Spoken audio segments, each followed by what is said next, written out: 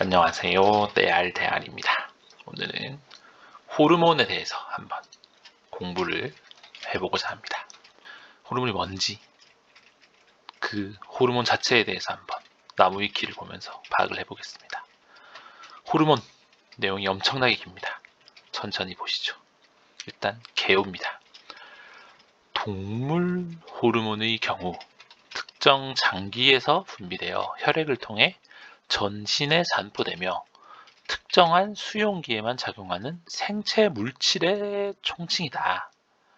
장기는 어느 장기에서 나오는지인데 뇌하수체, 시상하부, 갑상선 등에서 나오는 것 같고, 수용기, 근육에만 동작하는 호르몬이 있고 따로따로 있나 보네요. 그리고 식물 호르몬도 결국은 비슷하다. 그래서 호르몬을 분비를 전문으로 하는 기관이라는 게 있는데 그게 내분비샘이고, 내분비샘이 아니고 본업이 다른 이제 본업이 있음에도 호르몬을 어떻게 내뿜는 기관들이 있나 보네요. 그래서 내분비샘이라는 곳은 일반적으로 시상하부와 뇌하수체, 많이 들어본 말들이네요. 에 의해 조절을 받는 데에 비해 내분비샘이 아닌 다른 장기에 포함된 호르몬은 보통 뇌하수체로부터 자유롭다.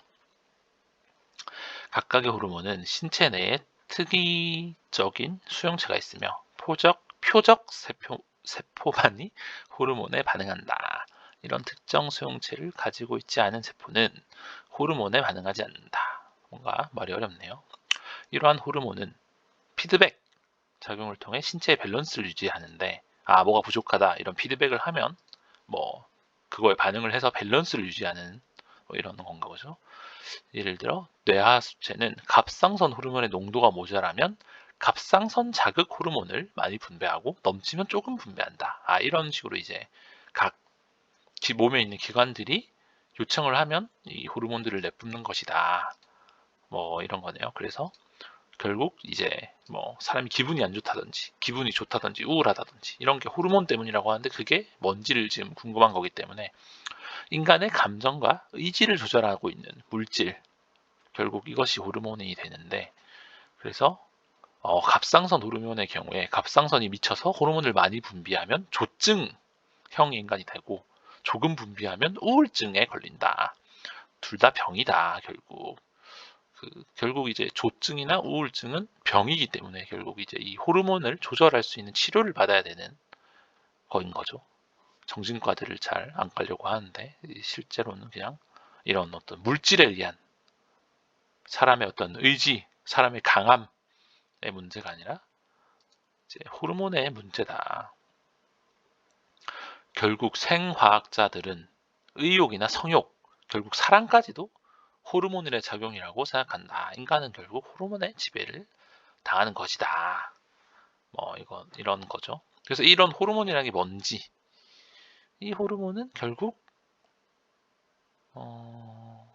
이런 것들이 다 그냥 이제 사람이 느끼는 모든 것들이 호르몬이다. 이런 말인 것 같기도 하고요. 당뇨병도 결국은 혈당량을 낮춰야 된다는 이 호르몬이 인슐린인데, 이게 분비에 이상이 생겼다. 당뇨병은 다들 이 병이라고 생각하고 치료를 받으러 잘들 가시는데, 나머지도 결국 다 이 호르몬에 이상이 생긴 병일 뿐인데 좀 쉽게 생각할 필요도 있지 않나 싶긴 하네요. 읽어보니까 결국 제가 딱 읽는데 당뇨병은 왠지 병원 가서 치료받으면 될 것 같은 병인 느낌이고, 조증, 우울증, 뭔가 조증이나 우울증은 딱 그 병처럼 안 느껴지는 게 약간 그게 있나 봅니다. 만악의 근원이 결국 호르몬이다 라고 할 수 있다네요. 비만, 당뇨병, 온갖 것들이 물질 대사를 조정하는 것들도 다 결국 만악의 근원이 호르몬이다, 이렇게 말하고 있네요. 종류가 또 크게 세 가지가 있는데, 폴리펩타이드, 많이 들어봤는데, 스테로이드, 아민, 이렇게 세 개가 있다고 하네요. 호르몬 분자는 폴리펩타이드와 대부분의 아민 호르몬은 수용성이기 때문에 세포막을 이루는 인지질을 통과할 수 없어 세포 표면에 존재하는 수용체와 결합해 전달 신호를 획득한다. 하지만 스테로이드는 지용성이기 때문에 일부 아민은 인지질을 통과할 수 있어 세포 내로 직접 들어간다. 뭐 어쨌든 이렇게 세 가지 그게 있나 보네요. 스테로이드도 결국 이 운동하려고 약 받는 것도 결국 호르몬이다. 동물 호르몬. 시상 하부에서 나오는 호르몬들이 또 이렇게 쭉 있고 뇌하 수체에서 나온 호르몬들도 쭉 이렇게 있네요. 사실 또 호르몬이 굉장히 종류가 많기 때문에 이건 또 하나하나 다 알아봐야 되는 거고, 결국 호르몬은 이제 어떤 몸에 있는 기관들이 뭐가 부족하다 요청을 했을 때 뭘 그럼 이렇게 줘야겠다, 이렇게 사람의 몸을 어떤 그 잘 돌아가도록 만들어주는 거 그 자체가 어떤 호르몬인가 보네요. 그래서 이제 뭐 예를 들어 성장 호르몬은 성장과 물질 대사, 지금 얘가 키가 커야 된다 해서 이제 호르몬을 내보내면 키가 크고, 이런 것도 다 호르몬이 조정을 하는 건가 보네요. 물질 대사라든지. 그러면 먼 미래에는 이 키 작은 사람은 없겠네요. 다들 키가 크고 싶을 테니까. 키 성장 호르몬이 적게 나온다? 더 넣어. 막 넣어서 키를 크게 만들어준다든지. 이렇게 다 뭔가 호르몬들이 이렇게 종류가 많은데, 뭔가 건강검진을 보면 이제 몸에 뭐가 이상이 생겼는지 다 물질적으로 약간 검사를 하는데, 이런 호르몬 수치들도 다 검사를 해서 얘가 호르몬에 문제가 있다, 이제 이런 걸 막 실시간으로 파악해서 호르몬 어디가 망가진 것 같다, 뭐 이런 걸 또 검사하는 뭐 이런 것도 좀 좋지 않나 생각이 드네요. 보다 보니까 여성 호르몬, 남성 호르몬도 결국 호르몬이다. 테스토스테론, 이런 이 남성 호르몬이 결국 운동할 때 도움이 많이 되는 거기 때문에 테스토스테론을 막 수치를 높이면 운동을 엄청 잘하는 그 이제 괴물이 되죠, 다들. 이게 다 그냥 그 사실 운동조차 호르몬이다.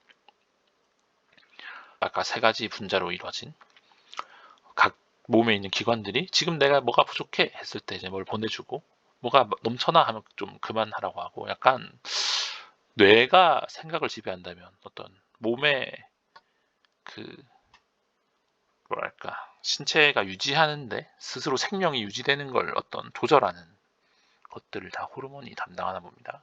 그래서 만악의 근원이자 뭔가 건강하려면 모든 수치들이 일정하게 딱 동작해야 되는 그런 건가 보네요. 호르몬의 어원은 여러 주장이 있는데 한번 볼까요?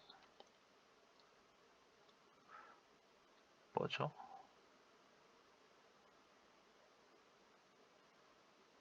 뭔가 그냥 단어 자체에 대한 긴 말이 있네요. 결국 호르몬이라는 영어 단어는 자극한다, 흥분시킨다라는 뜻의 그리스어에서 유래됐다. 그리고 옛날 사람들도 그 몸의 어떤 신진대사를 몸을 자극한다든지 흥분시킨다든지 이런 것들이 다 어떤 호르몬이 담당한다는 걸 알고 있었나 보네요.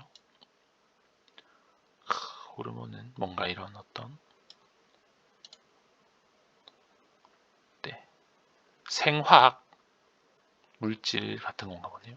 챗GPT한테 한번 물어보는 것을 마지막으로 해보겠습니다. 호르몬이 뭔지 알려줘. 호르몬은 생물학적인 시스템에서 정보를 전달하고 규제하는 데 중요한 역할을 하는 화학 물질이다. 그 사람의 몸이 어떤지 약간 서로 주고받는, 정보를 주고받는, 사람의 몸이 이렇게 또 각 기관들이 있다 보니까 서로 정보를 주고받는 약간 정보통 같은 거네요. 앵무새 같은 역할이다. 대표적인 게 남성이 운동할 때 주로 발생하는 테스토스테론, 여성이 주로 이제 생식 기능이나 여성 특유의 생리 주기를 조절할 때 쓰는 에스트로겐, 프로게스테론, 그리고 혈당을 조절하는 게 인슐린, 대사율을 조절하는 게 갑상선 호르몬 T3, T4, 신장에서 혈압과 수분 균형을 조절하는 게 알도스테론, 스트레스 상황에 대비 기능을 강화하고 염분 균형을 조절하는 게 코스티솔. 뭔가 되게 사람의 몸에 중요한 어떤 상호작용을 하는 신체의 다양한 기능을 조절하는 역할이다. 결국 이제 사람의 어떤 몸의 신호등, 사람의 몸을 파악하고 제어하는 등 그런 건가 보네요. 네, 오늘 호르몬에 대해서 잘 알아봤고, 네, 여러분들은 이게 약간 사람 몸에 나오는 어떤 다양한 기관들의 컨트롤을 하는 건데, 어디 하나 고장이 나면 정말 그냥 몸에 다리가 부러진 것처럼 진짜 아픈 거니까 다들 검사 잘 받으시고 병원 잘 다니시기 바랍니다. 이상 네알대알이었습니다. 안녕.